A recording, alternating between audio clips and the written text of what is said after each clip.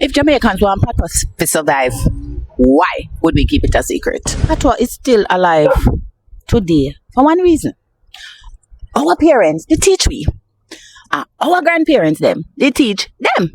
And generation after generation keep passing it on.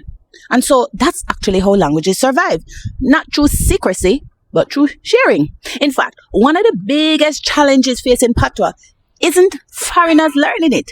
It's when Jamaicans stop passing it down. Now, many Jamaicans will live a foreign.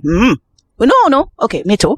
Right? We might talk patois, but we choose not to teach our children. And sometimes, right, we want to put them for 15 and we think, well, if they only speak English, it creates certain opportunities. But what's the result? A language can disappear from a family in just one generation.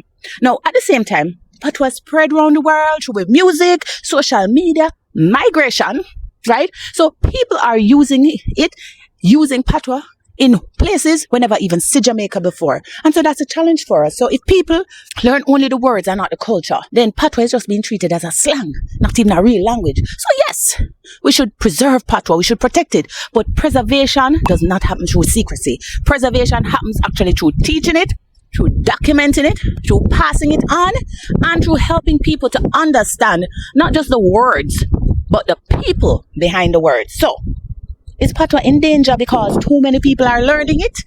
Or because not enough people are learning it properly? Which one? Well, dog!